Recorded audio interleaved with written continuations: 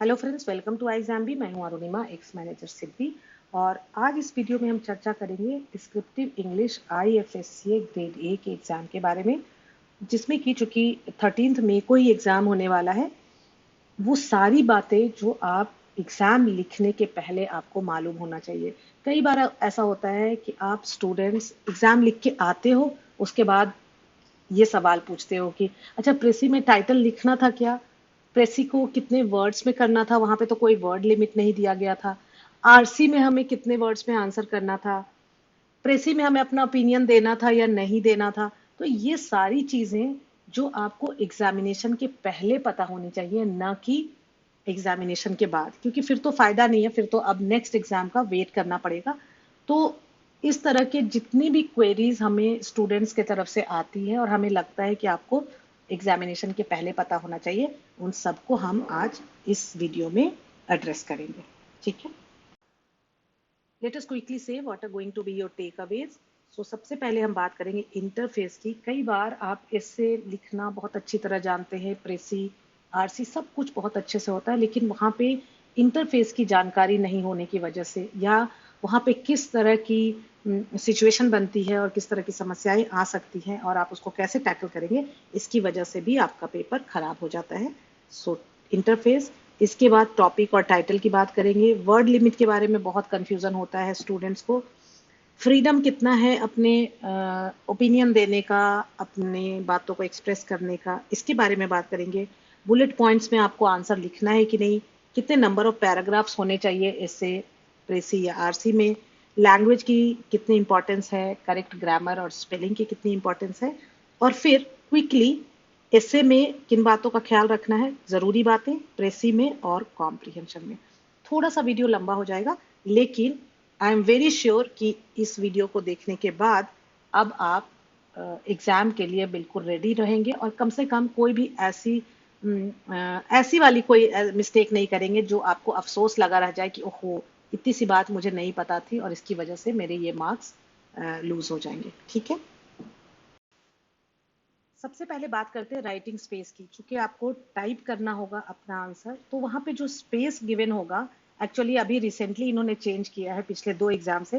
पहले क्या होता था कि जो बॉक्स होता था जिसमें आप अपना आंसर टाइप करते थे, उसमें आपको अपना पूरा आंसर नहीं दिखता था, है ना। एक साथ मान लो आपने इससे लिखा तो पूरा इससे एक साथ नहीं दिखता था, जिससे कि रिवीजन में बड़ी दिक्कत होती थी। लेकिन अभी आप देख सकते हो, अभी 10% स्पेस लेता है क्वेश्चन और बाकी जो 90% स्पेस होता है, तो this is positive, actually this is good for you. दूसरा सवाल आता है कि क्या वहां पे वर्ड काउंट आपको दिखेगा। तो मान लो वहां पे कहता है कि आपको 300 वर्ड्स में इससे लिखना है। अब आप लिखते जा रहे हैं, लिखते जा रहे हैं, अब आपको मालूम नहीं है अगर कि आपने कितना लिखा, कितने वर्ड्स लिखे, तो या तो आप काउंट करने लगोगे, उसमें आपका टाइम वेस्ट होगा। और अंदाजा नहीं लगने की वजह से हो सकता है आप 300 का 400 लिख दें, या 200 ही लिख के आपको लगे कि बहुत लिख दिया। तो अब जो है इन्होंने वर्ड काउंट वहां पे दिखता है, लेकिन you need to scroll down, है ना। आप ऐसे थोड़ा सा स्क्रोल डाउन करोगे ना, आपको नहीं दिखेगा। नीचे नीचे आप एकदम लास्ट तक स्क्रॉल डाउन करोगे तो आपको दिख जाएगा कि आपने कितने वर्ड्स लिखे हैं। और ये आपको बहुत हेल्पफुल होगा, बिकॉज वर्ड लिमिट, जो प्रिस्क्राइब्ड वर्ड लिमिट है, वो बहुत ही इंपॉर्टेंट है, चाहे आपका एसे राइटिंग हो या प्रेसी हो। आरसी में ये फ्लेक्सिबिलिटी रहती है, क्योंकि मोस्टली आरसी में वो वर्ड लिमिट नहीं देते हैं। लेकिन फिर भी आपको ध्यान रखना होता है कि मान लो 5 मार्क्स का क्वेश्चन है, तो लगभग लगभग 5 सेंटेंसेस हो, लगभग 50 वर्ड्स के आसपास तो हो जाए। ठीक है, तो वर्ड काउंट इतना इंपॉर्टेंट है, इसीलिए ये फीचर जो इन्होंने इंट्रोड्यूस किया है, इट विल बी हेल्पफुल। लेकिन आप स्क्रॉल डाउन करके देख लेना, ऐसे मत सोचना कि मुझे वर्ड काउंट क्यों नहीं दिख रहा है। तीसरा, कीबोर्ड। वहां पे कई बार डिफेक्टिव कीबोर्ड आपको मिलता है, तो जैसे एग्जाम के समय आपको कीबोर्ड दिया जाएगा, आप तो हर लेटर को प्रेस करके एक बार चेक कर लेना कि आपका कीबोर्ड में हर लेटर काम कर रहा है नहीं कर रहा है। और अगर या बहुत दिक्कत से हो रहा है, बार बार प्रेस करना पड़ रहा है, कुछ भी अगर डिफेक्ट है या बहुत पुराना है, तो आप उनसे रिक्वेस्ट करेंगे तो वो आपका कीबोर्ड चेंज कर देंगे। सो ये एक बहुत इंपॉर्टेंट बात है। कई बार हमें स्टूडेंट्स आके बोलते हैं कि हमें ये बात मालूम नहीं थी और उसमें पी टाइप हो ही नहीं रहा था। तो अब उनके पूरे हिस्से में कहीं भी पी लिखना था, वो पी आया ही नहीं, जो कि अब एग्जामिनर को तो नहीं मालूम होगा, तो उसका खामियाजा उनको भुगतना पड़ सकता है। तो अगर ऐसी कोई दिक्कत है सच में, तो आप वहां पे रिक्वेस्ट करेंगे, वो आपको रिप्लेस कर देंगे कीबोर्ड। दूसरी जो दिक्कत आती है, जब वहां पे सारे लोग कीबोर्ड पे टाइप करने लग जाते हैं, और बहुत ही बढ़िया क्वालिटी का और सोफिस्टिकेटेड कीबोर्ड तो नहीं ही होता है, क्योंकि इतने सारे लोग यूज कर रहे होते हैं उसको, तो ना वहां पे एक अजीब सी आवाज आने लगती है, जिससे कई बार आप डिस्टर्ब हो जाते हो। तो पहले से आप अपने माइंड को कंडीशन करके जाएंगे कि इस तरह की आवाज आएगी, जिससे आपको डिस्टर्ब नहीं होना है, आपको फोकस करना है अपने एस्से पे या अपने आंसर पे, आप एस्से प्रेसी आरसी जो भी लिख रहे हो। और दूसरी चीज, कई बार स्टूडेंट्स के दिमाग में ये भी आता है कि पता नहीं लोग कितना लिख रहे हैं, मुझे तो कुछ समझ में नहीं आ रहा है, सब लोग तो खटाखट खटाखट लिखे जा रहे हैं। जैसे हम लोग स्कूल में होता था ना, कोई पेज पे पेज एक्स्ट्रा पेजेस लेने लगता था, तो बाकी लोग टेंशन में आ जाते थे। तो यहाँ पे आपको घबराना नहीं है, क्योंकि वो जो नॉइज आ रही है वो रूम में जितने स्टूडेंट्स बैठे हैं सबके कीबोर्ड से आ रही है। तो सिर्फ इसमें कुछ तैयारी आपको नहीं करनी है, सिर्फ आप प्रिपेयर्ड रहें कि इस तरह की वहां पे उठापटक आवाजें होनी शुरू हो जाएंगी, जैसे सब लोग टाइप करना शुरू करेंगे, उससे आपको डिस्टर्ब नहीं होना है। एडिटिंग, क्या आप एडिटिंग कर सकते हैं? मान लो आप जब उसको रिव्यू कर रहे हो अपने ऐसे को जो आपने लिखा है, और अब आपको लगता है कि अरे यहाँ पे तो मैंने हैज लिख दिया और मुझे हैव लिखना था। ओके, तो अब आपको हैज को कट करना है, मतलब डिलीट करना है, और हैव लिखना है। अब क्या होगा, आप कर्सर को ले जाके हैज को जब डिलीट करोगे ना, तो ये कर्सर यहाँ न रह के सबसे एंड में चला जाता है कई बार। तो आपको ध्यान देना, और फिर आप हैव, अगर इस बात का नहीं ध्यान रखा तो अब जो हैव है वो लास्ट में लिख जाएगा। तो उस समय ध्यान दे करके कर्सर को यहाँ लाएं और फिर आप हैव लिखें। ठीक है, एडिटिंग करने में इस बात का ध्यान रखना है, लेकिन आप एडिट कर सकते हो। इसके बाद एक और सवाल कई बार आता है कि आंसर सीक्वेंस, क्या हम, अब देखो प्रेसी के तो बॉक्स में प्रेसी लिखोगे, एसए में लिखोगे, आरसी में हो सकता है 4-5 क्वेश्चन हो, A B C D E, और अब आपको पहले लगता है कि सी मुझे बहुत अच्छे से मैं आंसर कर सकता हूं, तो आप पहले सी लिखना चाहते हो और बाद में ए लिखोगे। तो कोई दिक्कत नहीं है, आप पहले सी लिखो और फिर अपना आंसर लिखो और फिर ए लिखो, लेकिन ये लिखना बहुत जरूरी है। अगर ये नहीं लिखोगे, एग्जामिनर को पता नहीं चलेगा कि ये किसका आंसर है, और फिर वहां पे आपके मार्क्स डिडक्ट हो सकते हैं। ये बात हो गई इंटरफेस की, मेरे ख्याल से एनफ है। इतनी बातों का आप ध्यान रख लेना, तो ये चीजें आपको डिस्टर्ब नहीं करेंगी और आप पहले से प्रिपेयर्ड रहेंगे। अब बढ़ते हैं आगे। ऐसे टॉपिक आपको लिखना है कि नहीं, प्रेसी में टाइटल लिखना है कि नहीं, जरूर लिखना है। ऐसे में 3-4 ऑप्शन रहेंगे, उसमें से आप एक चुनोगे, तो वहां पे जो भी उसकी नंबरिंग होगा, मान लो तीसरा है आपका टॉपिक, तो 3 लिख के आपका जो भी टॉपिक है वो आप लिखेंगे, और फिर आप अपना इससे लिखना शुरू करेंगे। प्रेसी में टाइटल मस्ट है, टाइटल के लिए भी आपका कुछ मार्क्स एलोकेटेड है। तो अगर इंस्ट्रक्शन में लिखा है चाहे नहीं लिखा है, आप पहले प्रेसी का टाइटल लिखेंगे। टाइटल ऐसे टाइटल नहीं लिखेंगे, ये भी बच्चे कई बार गलती करते हैं।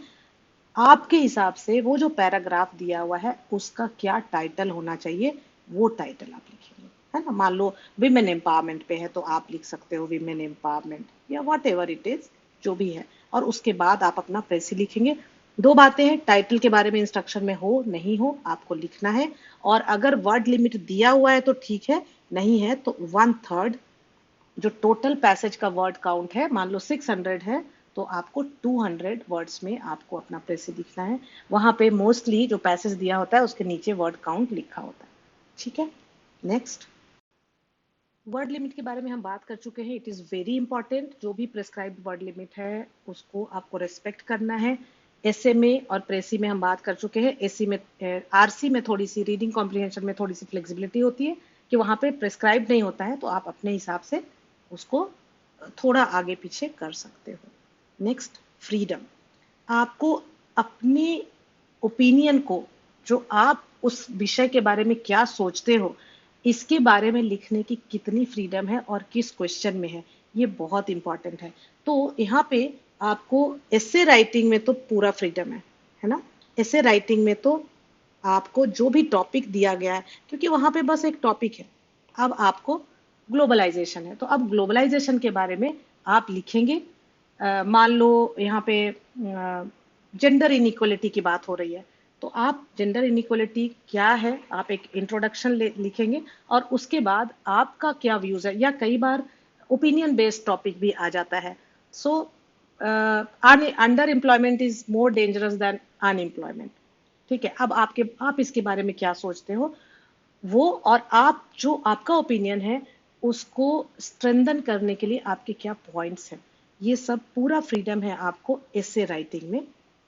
लेकिन प्रेसी राइटिंग में आप जरा सा भी अपना आप क्या सोचते हो उसको नहीं लिख सकते.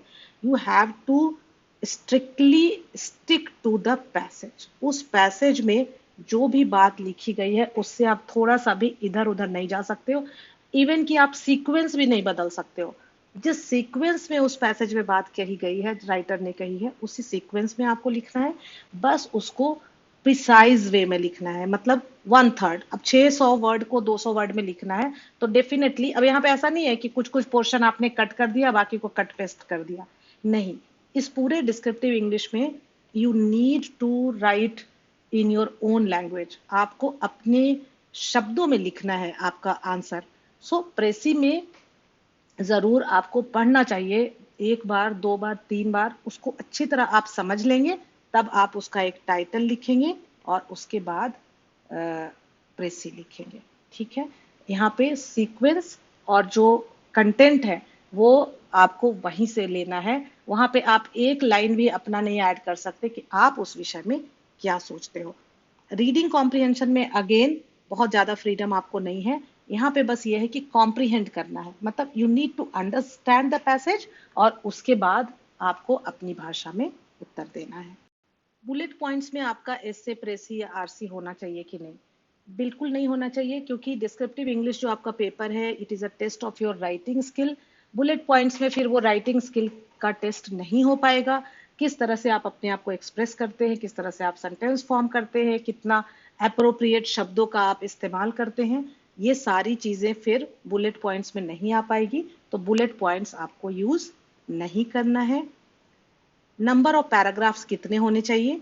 तो देखो, एसे में हमेशा आपका जो एसे होगा वो स्ट्रक्चर्ड होगा. Intro, body and conclusion. तो depending on number of words 3 paragraph तो कम से कम हो ही गया. इंट्रो, बॉडी और एक कंक्लूजन. लेकिन अगर ज्यादा वर्ड्स है, मान लो 400 वर्ड है, तो वहां पे आपको स्कोप है कि बॉडी को आप 2 पैराग्राफ या चाहो अगर बहुत डिमांड है उस तरीके से आप लिख रहे हो उस टॉपिक को, तो मैक्सिमम 3. मतलब टोटल जो एसे है 3 to 5 पैराग्राफ में हो सकता है. ठीक है, depending on the topic and number of word, depending on the word limit, जो प्रिस्क्राइब्ड वर्ड लिमिट है उसके बेसिस पे. ये हो गई एसे की बात. अगर हम प्रेसी की बात करें तो प्रेसी में एक ही पैराग्राफ में होगा. यहाँ पे ज्यादा पैराग्राफ आपको नहीं लेना है. आरसी में भी जो आंसर्स होंगे वो सिंगल सिंगल पैराग्राफ में होंगे. अगर आरसी का क्वेश्चन 2 पार्ट में डिवाइडेड है तब आप उसको 2 पैराग्राफ में आंसर लिख सकते हैं. ठीक है, नेक्स्ट, लैंग्वेज की कितनी इंपॉर्टेंस है? बहुत ज्यादा इंपॉर्टेंस है. देखो, अगर सेम क्वेश्चन, सेम टॉपिक एक आ गया आपके ईएसआई में, ठीक है, और सेम टॉपिक आपके आ गया डिस्क्रिप्टिव इंग्लिश में, एसे में, तो ईएसआई में लैंग्वेज थोड़ा ऊपर नीचे होगा, आपके बहुत मार्क्स नहीं जाएंगे. वहां पे कंटेंट पे ज्यादा फोकस होगा. लेकिन डिस्क्रिप्टिव इंग्लिश में यहाँ पे आपका कंटेंट इंपॉर्टेंट है, equally important is your language. तो यहाँ पे ग्रामर, स्पेलिंग, पंक्चुएशन, जो कॉमा, फुल स्टॉप देते हैं, अपोस्ट्रोफी, इन सब का ख्याल रखना जरूरी है, नहीं तो आपके मार्क्स डिडक्ट होते हैं. ठीक है, ये बात हो गई. इन चीजों का आपको ख्याल रखना है. अब क्विकली देख लेते हैं कि एसे राइटिंग, एसे स्पेसिफिक हमें क्या ख्याल रखना है. 30 मार्क्स का आपका एसे होगा. तो जो आपके 4-5 टॉपिक्स दिए होंगे, आप बड़े ध्यान से राइट टॉपिक चुने. वहां पे ये बिल्कुल नहीं सोचें कि ये 4th वाला टॉपिक बहुत टफ है और इसको बहुत कम बच्चे लिख पाएंगे तो मैं इसको चुनता हूं. नहीं, आप वो टॉपिक चुने जिसपे आपका कमांड है, जो आपको लगता है कि इसके बारे में आप अच्छी तरह जानते हैं, आपका एक ओपिनियन है और आप स्ट्रांगली फील करते हैं. तो फिर जो फ्लो होगा आपको, आपका एसे का, वो बहुत अच्छा होगा. सो आप जो जिसमें सबसे ज्यादा कॉन्फिडेंट है वो टॉपिक चुने. ये ना सोचें कि इजी कौन सा है और टफ कौन सा है. स्ट्रक्चर एंड प्लान योर एसे. सबसे पहले आप स्ट्रक्चर करें। इससे लिखना शुरू करने के पहले थोड़ा सा वक्त लेके आप रफ में अपने एस्से को स्ट्रक्चर कर ले, एक खाका बना ले कि आप किस तरह से करने वाले हैं, इंट्रो में किस तरह से शुरुआत करने वाले हैं, बॉडी में उसको कैसे आप इलेबोरेट करेंगे और how you are going to conclude, and then आप लिखना शुरू करें। ग्रामर की हम बात कर चुके हैं, correct word usage, appropriate words होने चाहिए। देखो बहुत फ्लावरी लैंग्वेज नहीं यूज करना है, बहुत बड़े बड़े शशि थरूर वाले हमें वर्ड्स नहीं यूज करने हैं, लेकिन अप्रोप्रिएट वर्ड्स होने चाहिए, ठीक है। और वर्ड लिमिट हम देख ही चुके हैं कि इंपॉर्टेंट है। तो ऐसी 35 मार्क्स का यहाँ पे भी रिकैप हो जाएगा। वर्ड लिमिट अगर प्रेस्क्राइब्ड है तो ठीक है, नहीं है तो 1/3 of original word count. Title हमें जरूर देना है, सीक्वेंस में लिखना है, जिस सीक्वेंस में ओरिजिनल पैसेज है उसी में लिखना है। जो मेन आइडिया है वो जरूर होना चाहिए, मतलब कि वहां पे जो एग्जाम्पल्स दिए हुए हैं या राइटर ने अपने पॉइंट को प्रूव करने के लिए कुछ और एडिशनल पॉइंट्स दिए हैं, उनको आप हटाएंगे, जिससे कि जो मेन आइडिया है वो जरूर इंटैक्ट रह जाए। Don't write the examples, examples को आप हटाएंगे क्योंकि भाई आपको 1/3 में करना है। Your opinion should not be there, हम लोगों ने ऑलरेडी डिस्कस किया। Don't copy the text, copy paste नहीं करना है, आपको अपने शब्दों में लिखना है। Don't write in too many paragraphs, so एक पैराग्राफ में ही ज्यादा से ज्यादा, अगर मान लो पैसेज ही ऐसा है 2 पैराग्राफ में, तो आप सोच सकते हो। ग्रामर एंड स्पेलिंग का ध्यान रखना है। आते हैं हम आरसी की ओर। आरसी में 35 मार्क्स का आपका आरसी है। आरसी में इस बार हैंड आउट में ऑब्जेक्टिव टाइप ऑफ क्वेश्चन का सैंपल दे दिया है, जिसकी वजह से कंफ्यूजन है। सो ये वीडियो भी आपको एग्जाम भी चैनल पे मिल जाएगा। आईएफएससीए पे डिस्क्रिप्टिव इंग्लिश से रिलेटेड 3 वीडियोस हैं, dos and don'ts. Second is RC questions objective type होंगे कि डिस्क्रिप्टिव, और फिर ये लास्ट मिनट टिप्स। इससे आपको अच्छा खासा आइडिया हो जाएगा और you will be better prepared for this exam. So यहाँ पे भी वर्ड लिमिट हमने बताया कि वहां पे लिखा नहीं होता है, प्रेस्क्राइब नहीं होता है, लेकिन आपको जितने मार्क्स का क्वेश्चन है उस हिसाब से डिसाइड करना है, अपने वर्ड्स में लिखना है, कॉपी पेस्ट नहीं करना है। यहाँ पे understanding the passage is very important and write in your own word, so it is recap only, ये सारे पॉइंट्स हम डिस्कस कर चुके हैं। Don't write your own opinion suggestion if not asked explicitly. So ज्यादातर आप क्वेश्चन में भी लिखा होगा कि as per the given passage, सो जो पैसेज में लिखा है उस हिसाब से आपको अपने आंसर लिखने हैं। Don't write in too many paragraphs. Grammar, spelling, punctuation, use of capital and small letter भी आपको, ये भी इससे प्रेसी और आरसी सब जगह ख्याल रखना है। यहाँ पे भी बहुत गलतियां करते हैं स्टूडेंट्स। आई होप कि आपको एक अंदाजा लग गया होगा और कम से कम हमने इस वीडियो में जो डिस्कस किया ये गलतियां आप नहीं करेंगे और आप बेटर प्रिपेयर्ड रहेंगे। अभी रिसेंटली 2 दिन पहले ही आरबीआई का नोटिफिकेशन भी आ गया है, तो आईएफएससीए का आप एग्जाम लिखने के बाद आरबीआई के बारे में सोचें। अगर आप एलिजिबल हैं जरूर फॉर्म फिलअप करें, and it is a great opportunity, काफ़ी अच्छी नंबर ऑफ वैकेंसीज हैं, तो आप इसके बारे में सोचें और एक आध दिन बीच में रेस्ट लेकर के शुरू कर दें आप अपना आरबीआई का preparation. With iExamB, unfold your potential, and for any further query, you can call us at 920-5524028, or you can also write to us at hello@iexamb.com. Thank you, friends. Thanks for watching. All the very best for your exam.